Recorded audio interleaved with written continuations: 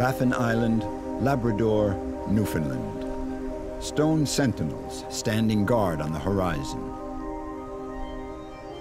For ages, these lands of the Canadian far north were coveted by adventurers, trappers, whalers, and fanned the curiosity of explorers and navigators in search of new maritime routes west. Isolated by ice and the harsh climate, these lands of Amerindian and Inuit tradition were long uninhabited and far removed from the upheavals brought about by the colonization of the American continent. So today, the Boreal is entering into a genuine natural sanctuary.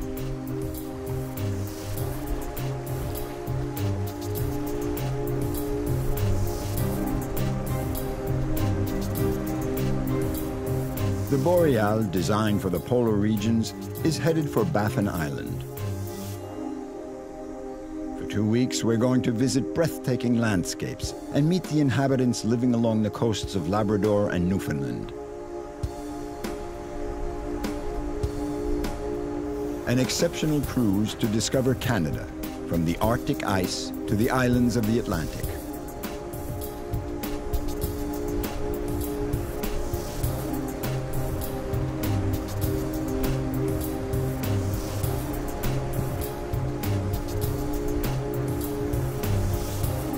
During the voyage, we will often be crossing the routes of the old navigators. When Martin Frobisher, a 16th century English pirate, entered this bay which now bears his name in July 1576, he was convinced that he was sailing in a channel that went from America to Asia. The famous Northwest Passage, located much further north, was not discovered until 1906 by the Norwegian Roald Amundsen. The captain has dropped anchor before the Grinnell Glacier. Very quickly, the first Zodiacs are in the water and heading for the glacier front.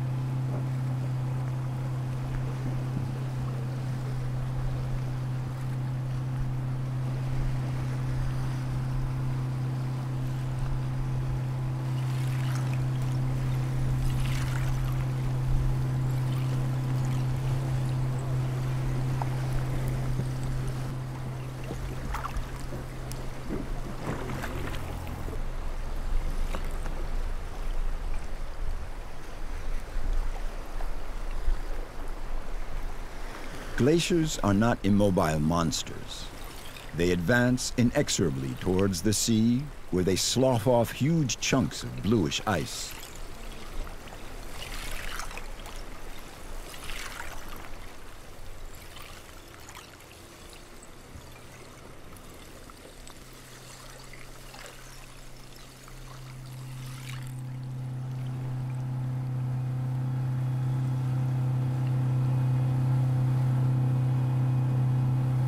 While the passengers admire the glacier front, the Boreal's nature guides scout out the terrain around the bay where we'll be landing.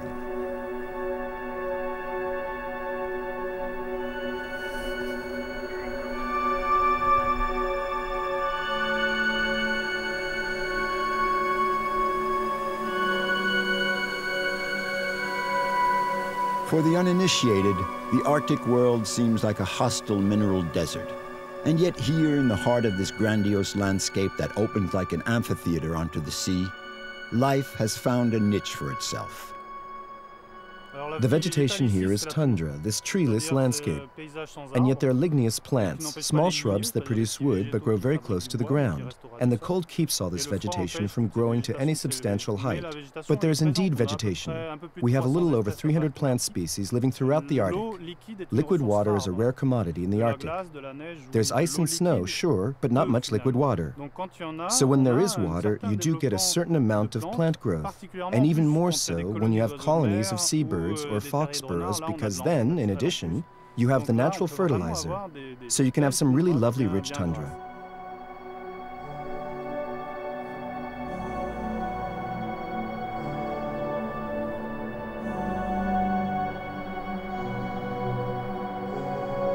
After a short climb up the mountain slope, we come upon one of the arms of the Grinnell Glacier. From here, we can see down below the former glacial valley, which the glacier carved out for millions of years and then abandoned.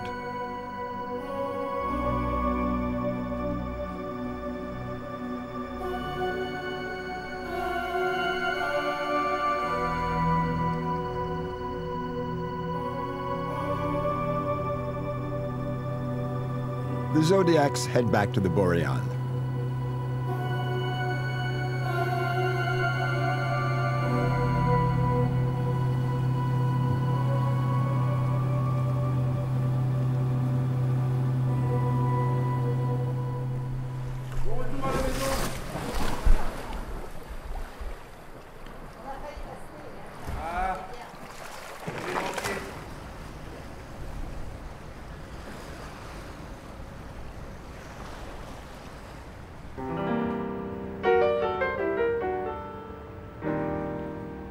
The end of our first day in the Canadian Arctic. We get back underway and head out of Frobisher Bay toward the Hudson Strait and Labrador.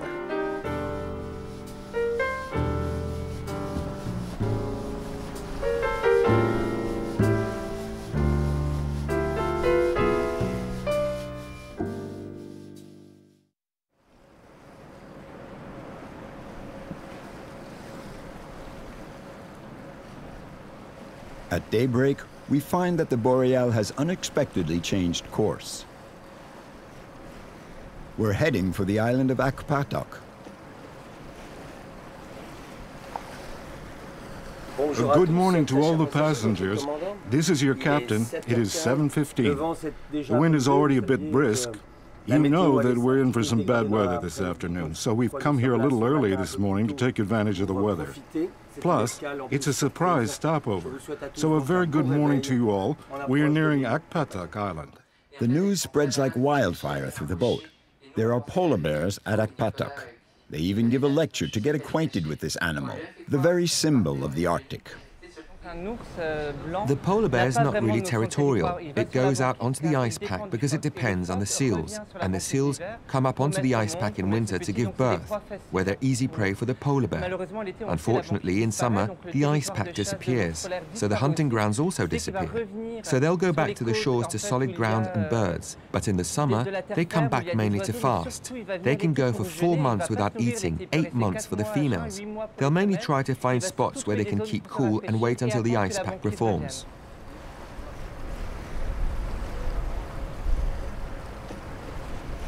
The Boreal cautiously approaches the high cliffs that block Akpatok's shores.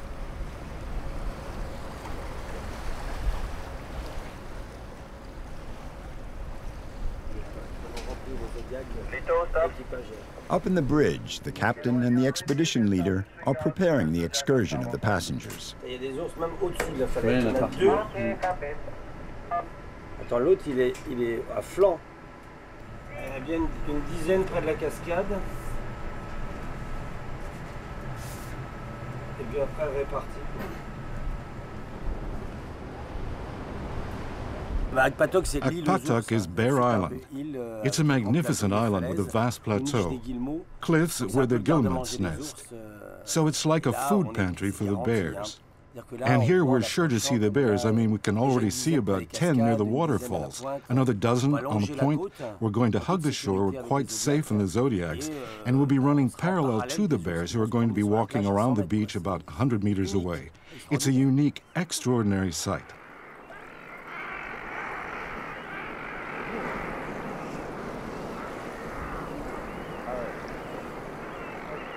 Even though we're being tossed about by the waves that break on the shore, we manage to get a good look at the bears ambling calmly near the water's edge.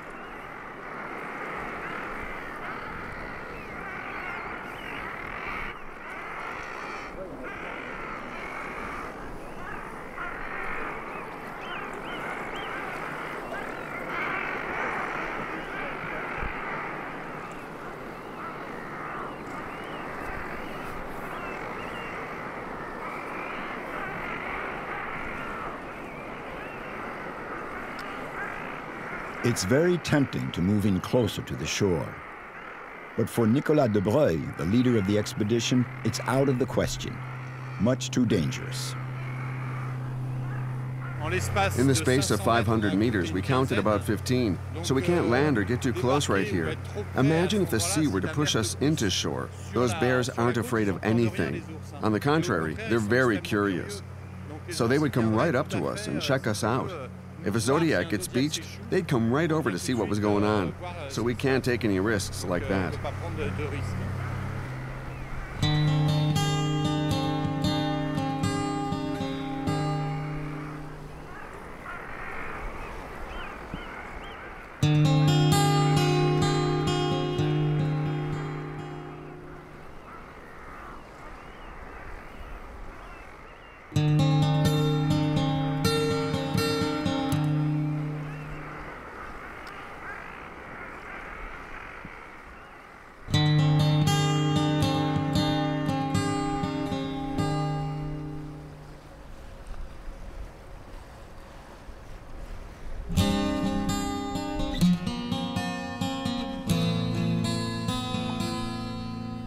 We've hardly left Akpatok, and the passengers are already gathered around Nathalie, the ship's photographer, as if to prolong their magical encounter with the bears. The Boreal continues on its way in the Hudson Strait. The day has certainly lived up to our expectations. The captain has every right to smile.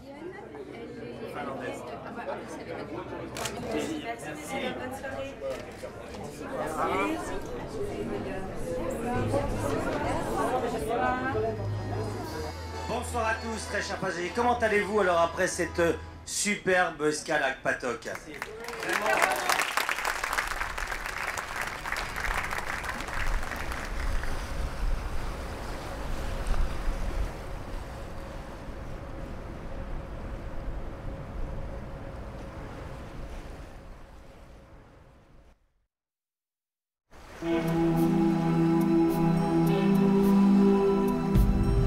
The Boreal is back on course.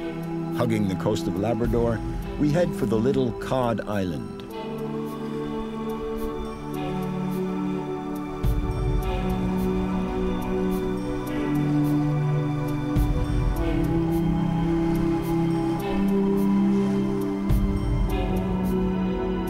This is the first time the captain has dropped anchor in this spot.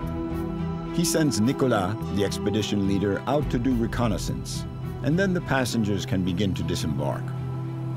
Once again, a surprise stopover in the middle of the wild.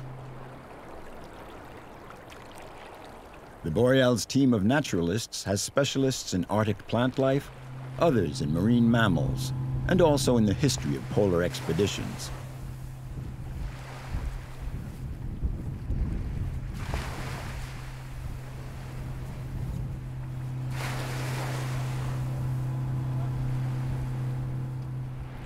But for this cruise, the passengers have a choice lecturer on board. Michel Rocard, former Prime Minister of France, who is now president of the Pole NGO, which assesses the environmental, geopolitical, and economic issues facing the polar regions. These magnificent landscapes are menaced by the climate change. International diplomacy should be able to establish rules of navigation, rules respecting the environment, rules respecting the wildlife, etc. Plus, we know that beneath the Arctic, further north, there are abundant oil and gas reserves. So, there's the risk that if it's exploited haphazardly without taking the necessary precautions, we'll have more accidents like the one in the Gulf of Mexico. So there's a lot of thought being given to strengthening the safety norms, scientific studies to improve safety measures, and then there's the huge unsolved problem of whether it's every country for itself or if there will be international norms.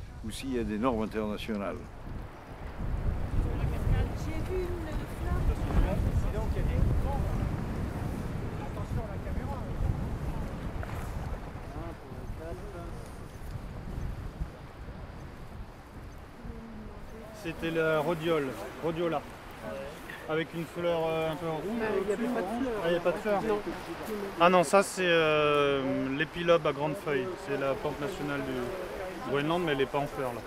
Et toutes celles qu'on voit, toutes ces feuilles, il y en a qui dépassent un peu plus, c'est toujours des épilobes.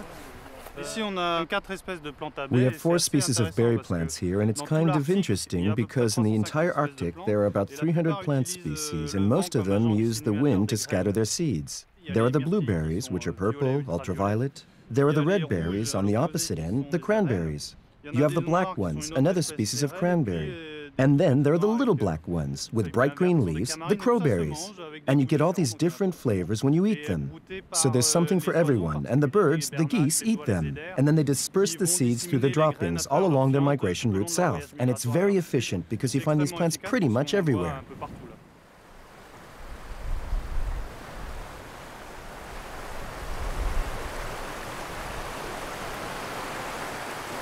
Today, everyone is free to wander where they please, exploring the many facets of this Arctic realm.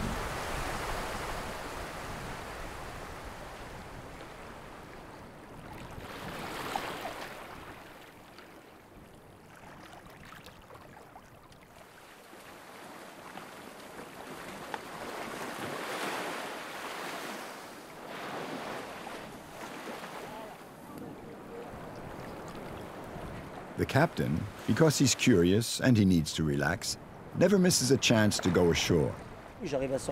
I manage to get out maybe once a day or once every 2 days, it depends. But I try to get out as much as possible, even just for a short time, just half an hour, to feel the atmosphere. And it's a pleasure for me, of course, but also to get an idea of the atmosphere, and it also helps me to understand the passengers' comments.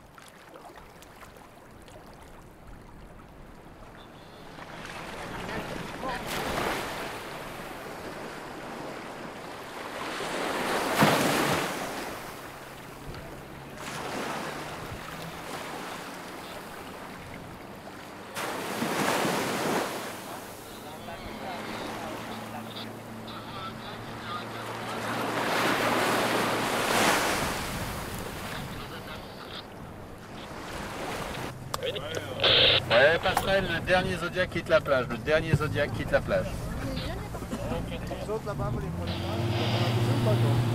Les mouches sont, en fait, elles sont bonnes cuites, en fait. Faut les cuire, en fait. Comme ça, elles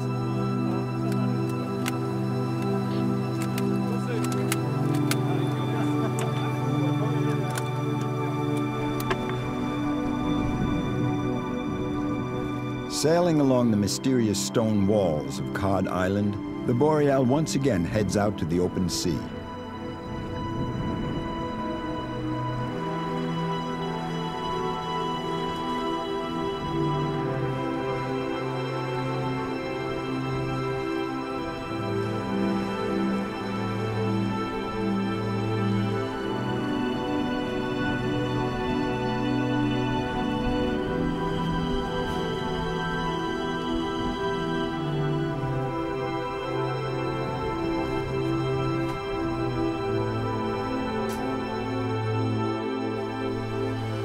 The Boreal's course is set for the southeast, towards our next port of call in Labrador, the little village of Rigolet.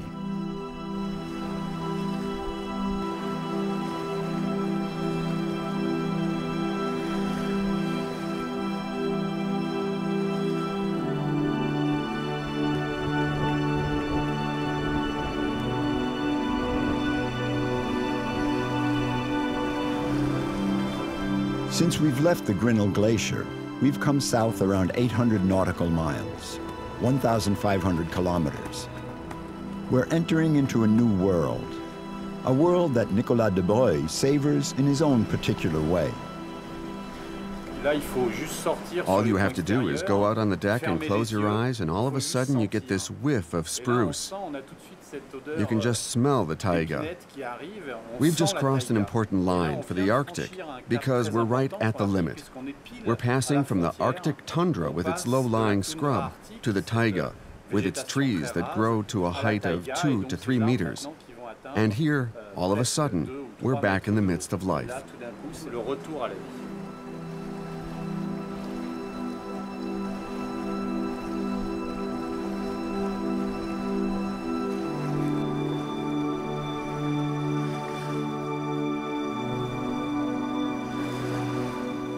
eh 10,500 years ago, this entire region was covered by an ice cap, which began to melt and recede. Then, the early settlers moved in, what we call the archaic maritime Indians, meaning Indians who were oriented towards the sea, towards fishing, and even maritime hunting. Then those Indians disappeared. They were followed by a population that we call the Paleo-Eskimos, then the Dorset culture, followed by the Thule people, and lastly, the Labrador Inuit.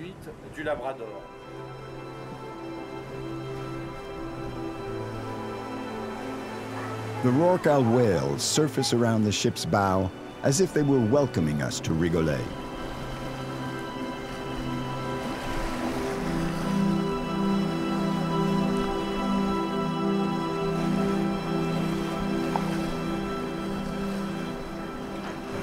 Okay, just you can pay out starboard side 1 meter above the water.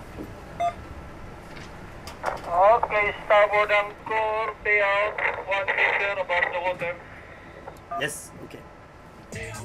When we go ashore at Rigolet, we see that the locals have all gathered to celebrate the beginning of the school year for the village's 48 children. And the village's one and only policeman wouldn't have missed this event for anything in the world. My job here is to police the community of Rigolet, Labrador. I'm with the Royal Canadian Mounted Police, and it's simply I do a function like any other police officer in Canada or around the world. I love Labrador. Labrador is an amazing place in Canada. So much space and so many, a culture that I do not know in mainstream Canada. With its mixed Amerindian, Inuit, and European population, Rigolet's history resembles that of Labrador itself. At first, the indigenous population, which lived from hunting and fishing, traded with the whites. But very soon their territory came under the control of the fur trading companies. From research we've done, we found that Louis Purnell came here in 1743. He did set up a couple of trading posts, one here in Rigolet and one in Northwest River. Upon his leaving, there was another French fur trading company from Quebec who moved in here. They stayed for a short while, and as far as we know, they were bought out by the Hudson's Bay Company, who were in it for the furs and the fishery that existed here at the time.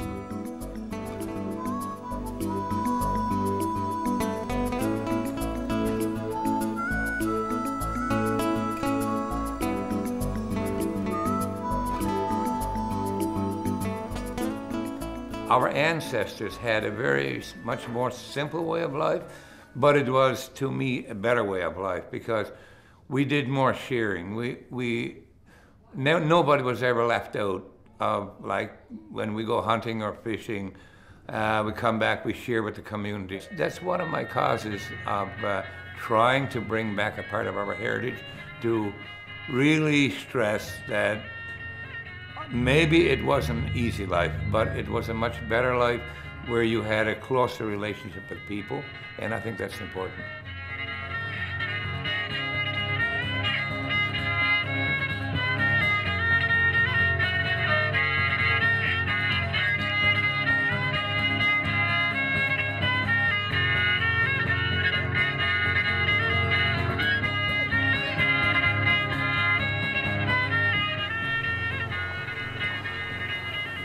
The joyous clamor of the party lingers a moment over Rigolet before evaporating into the atmosphere and giving way to the chorus of nature.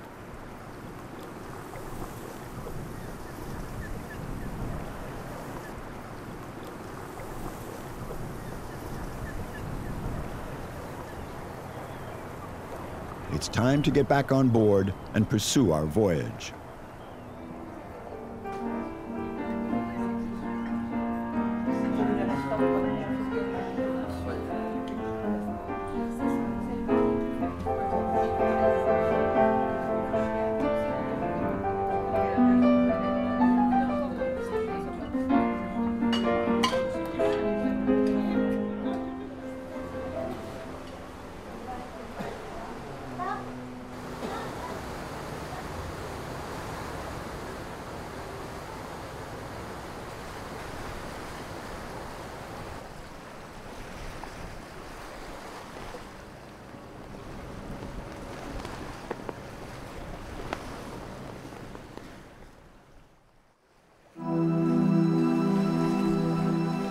During the night, we sailed south along the coast of Labrador. In the morning, Newfoundland is in view.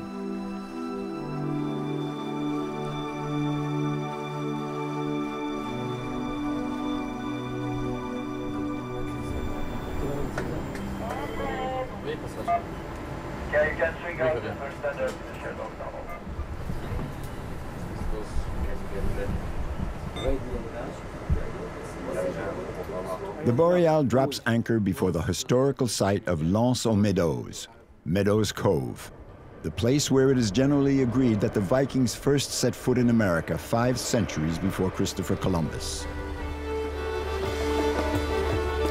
Leaving their villages where the population had outgrown the meager resources, the Vikings set out from Norway at the end of the 9th century. Following the winds and currents, they first colonized Iceland. Then, in 985, Eric the Red discovered Greenland. From that colony, his son Leif Erikson set sail for the west, searching for new lands. Around the year 1000, he reached present-day Newfoundland, where he founded Vinland, and L'Anse-aux-Meadows could very well be that site. This point of dry land in the northern part of Newfoundland has become a historic site, but L'Anse-aux-Meadows touches a particularly sensitive chord for our guide, for Paul is of Norwegian origin. When I was 8, my father said he already knew about this place. I don't know how he had managed to keep track of that story, but he said that they were going to rewrite history and replace Christopher Columbus by the Vikings.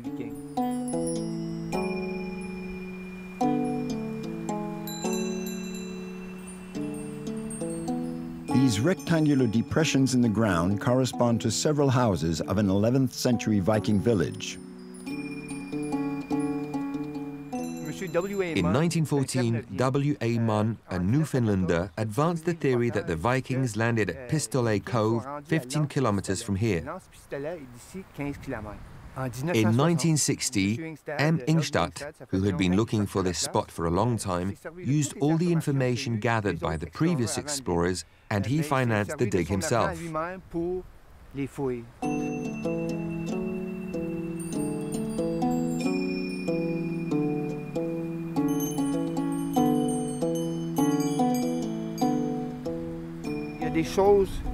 During the excavation, he brought to light a lot of information that agreed with the sagas.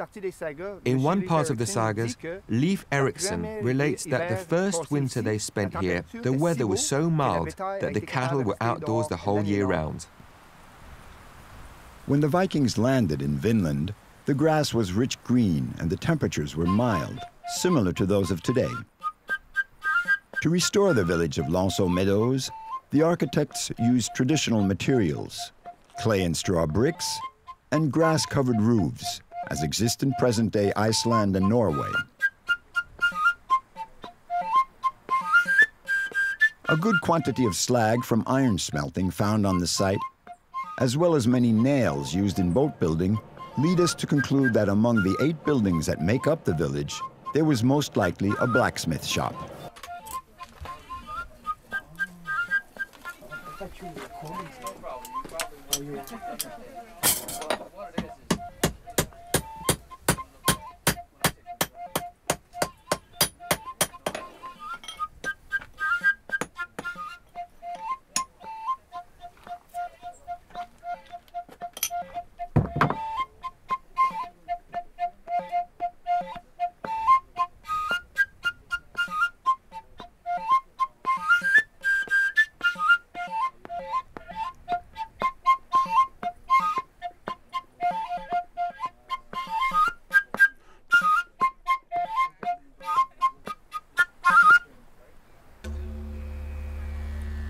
It seems that the Vikings did not stay more than 2 or 3 years at L'Anse-aux-Meadows.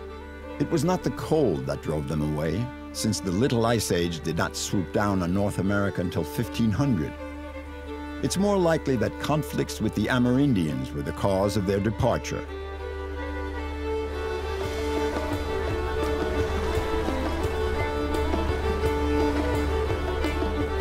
At the end of the day, we get back underway, heading for the Gros Morne National Park.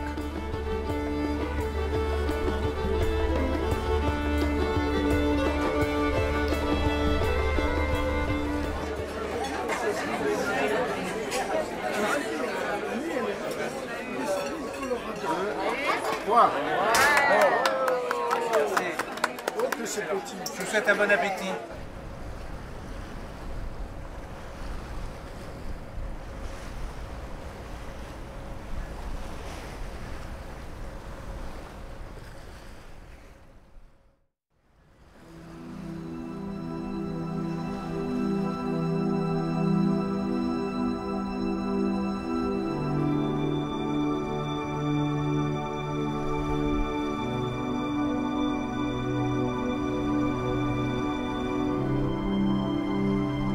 After struggling a good while to break through the thick blanket of black clouds, the sun's rays eventually managed to pour an incredible golden light down upon the hills surrounding the bay that the Boreal has just entered.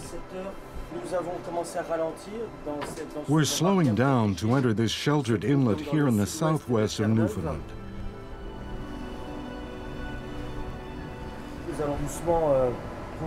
We're going to proceed slowly to our mooring point at the entrance of Woody Point, straight off our bow.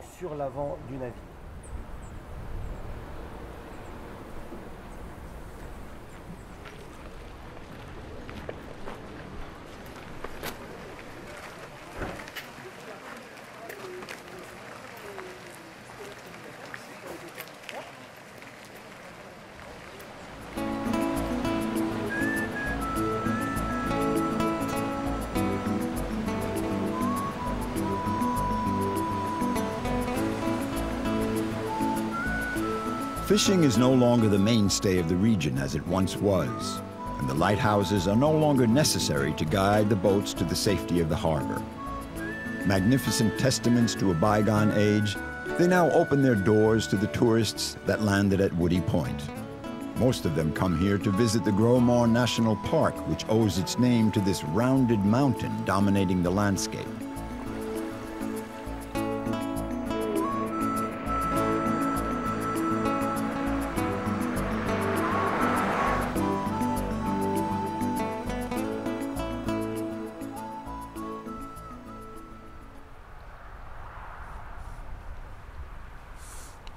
Cedric, our guide, a specialist in geology, takes us to the foot of the Tablelands, one of the most spectacular sights of the Gros Morne National Park.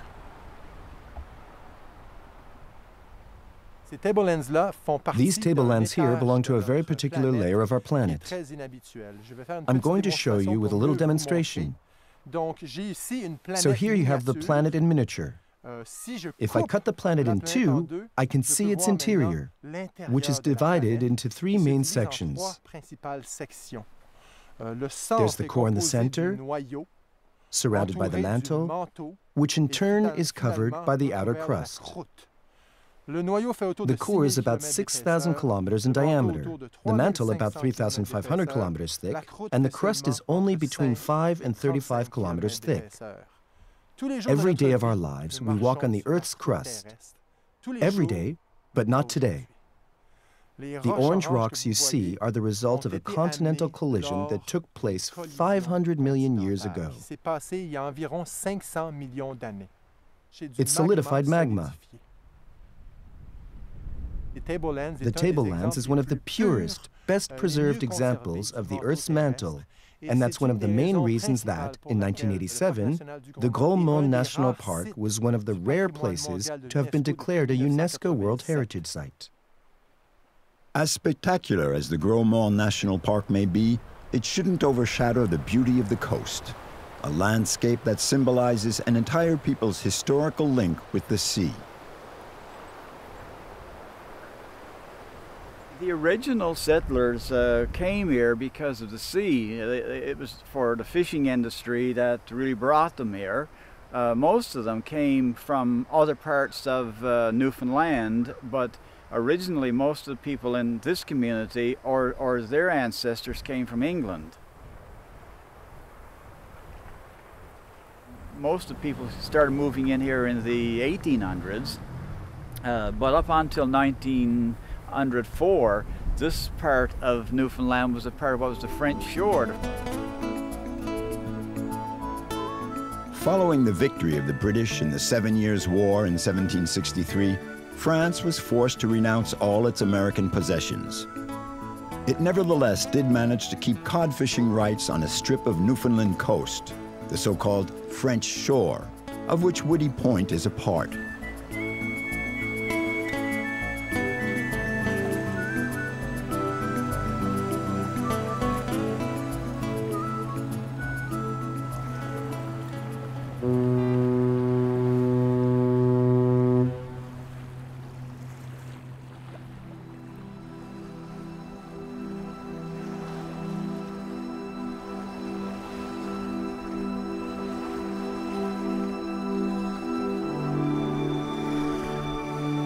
we've taken to sea once again.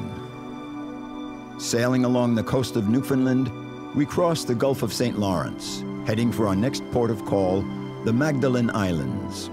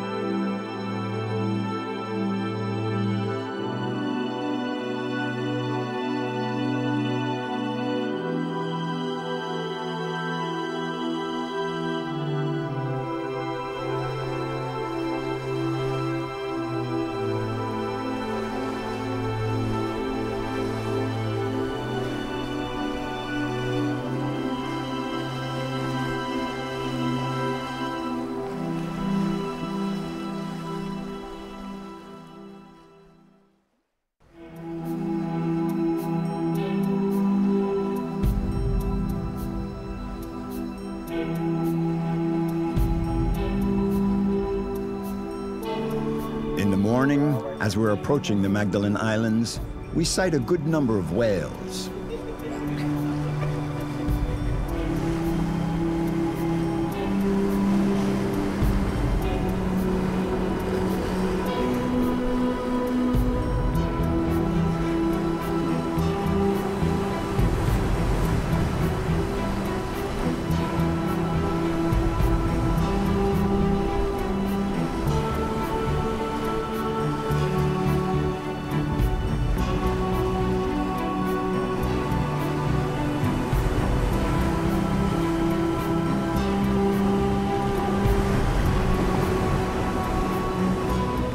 After the acrobatics of the whales, it's now the dolphins' turn on center stage. They leap around the ship's bow as if they were pointing out the way for us.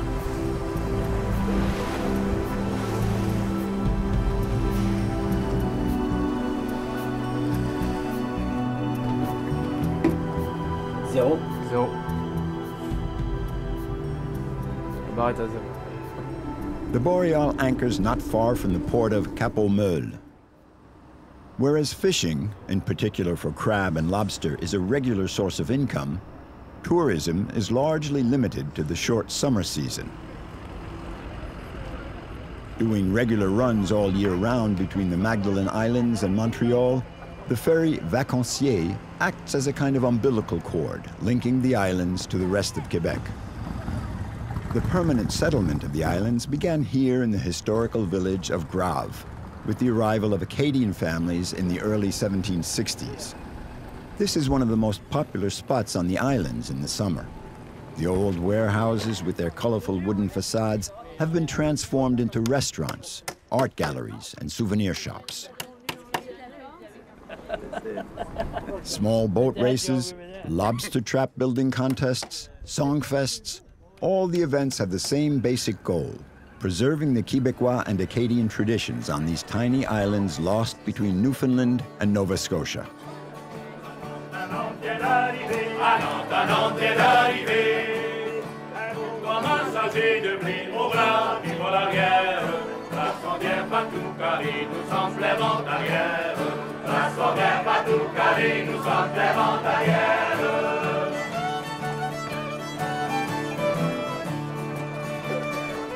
Au quai de la fosse est amarré, au quai de la fosse est amarré. Un bateau chargé de blé, au bras et dans l'arrière. Rassons bien partout, car nous sommes pleinement arrière. Rassons bien partout, car nous sommes pleinement arrière.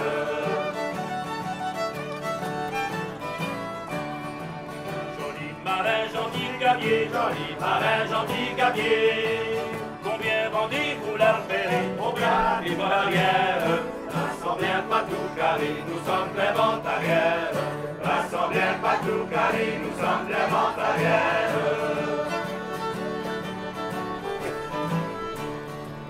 Pour vous la belle c'est à gagner, pour vous la belle c'est à gagner. Pas 3 minutes parti carré au bras et dans l'arrière. Rassons bien partout, car nous sommes pleinement arrière. Facing out onto the endless sea, these fragile-looking houses were designed to withstand the harsh winter and gales blowing from offshore. That's surely why they sport such bright colors, to defy the bad weather.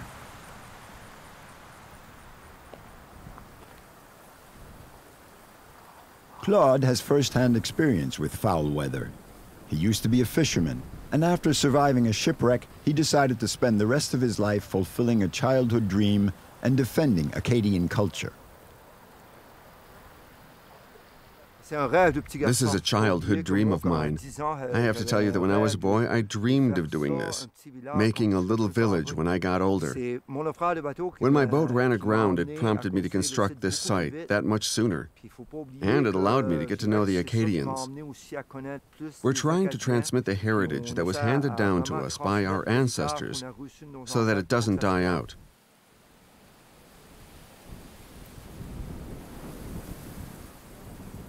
I think in the beginning we weren't recognized as Acadians. We were oriented towards New Brunswick. Most of all, we forgot that the original inhabitants of the Madeline Islands were Acadians who had landed on our island. I'd say that the Acadians are a people that has suffered, that is stalwart, a people that has put down roots, a people that has held on to its beliefs and to its customs.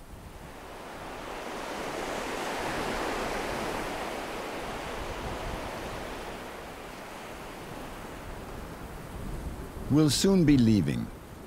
However, we can't leave the island without taking a moment to admire these cliffs of red sandstone lashed by the waves of the Atlantic.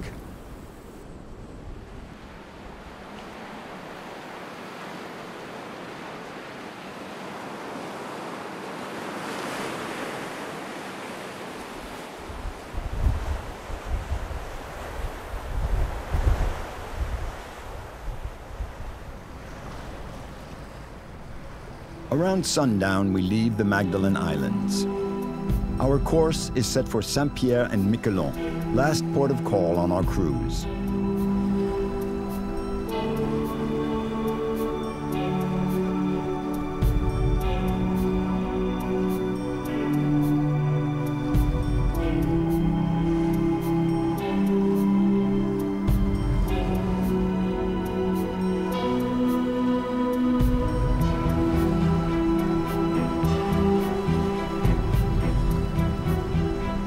Situated off the coast of Newfoundland, the small archipelago of Saint-Pierre and Miquelon is all that remains of New France, the former French Canada.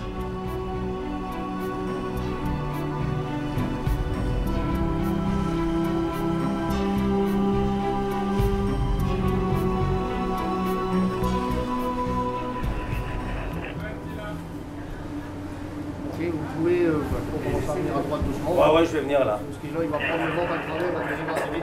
Ouais.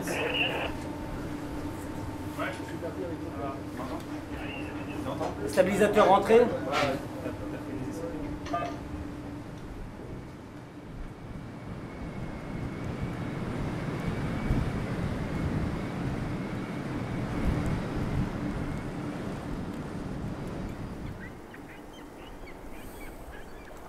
Saint-Pierre and Miquelon is now a French overseas department.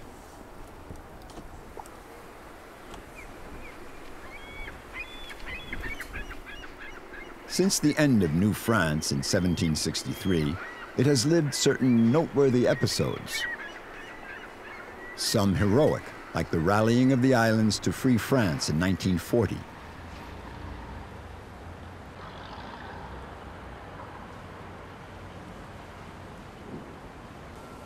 Others more, shall we say, surprising, like the schooners and speedboats running liquor and French wines into the USA in the 1920s, during Prohibition.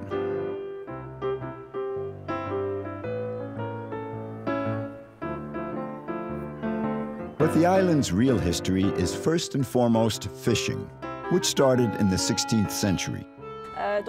The fishermen came here very early on. We don't know exactly when they came for the first time, but we do know that when Jacques Cartier came through here in the 16th century, there were already French fishermen coming to the region, to Saint-Pierre seasonally, they think. Back in the 16th and 17th centuries, The Basques would come to the banks of Newfoundland and Saint-Pierre-and-Miquelon to hunt whales. But the golden age of these islands was in the 19th century, the time of the Terre-Neuvas, the French cod fishing boats. Saint-Pierre was considered a base for fishing for the Terre-Neuvas, the Newfoundland trawlers that came here from Normandy and Brittany and France in the spring. They came to the Grand Banks to fish for cod, and they'd call in at Saint-Pierre, where they would stock up on food once or twice and unload the salt cod to dry it on the rocky shore, then return to fishing on the Grand Banks. Then they would go back to France, usually in autumn. So those fishing schooners supplied the best part of the salt cod that was consumed in France back then.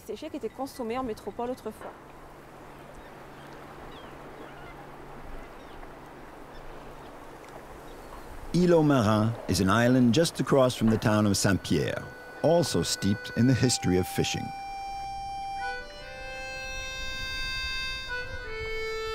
Up until the 19th century, all the islanders worked in connection with the Terre-Neuvas, or they practiced coastal fishing.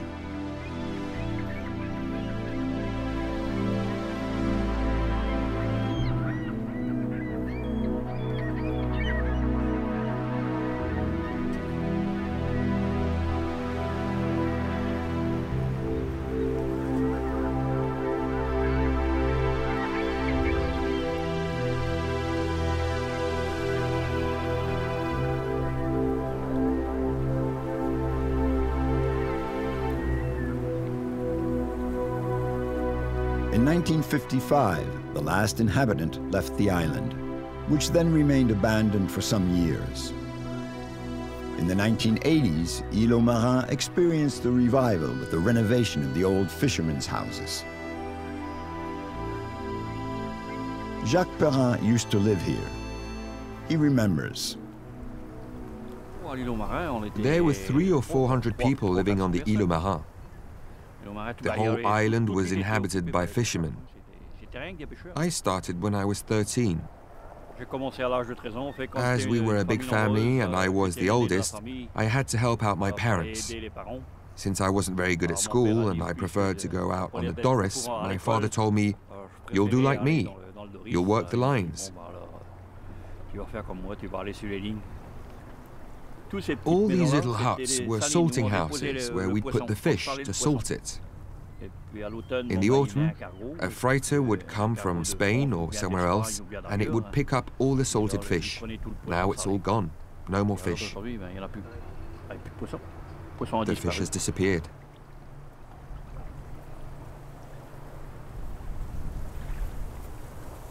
If the fish were ready to make a comeback, I'd get back into the business.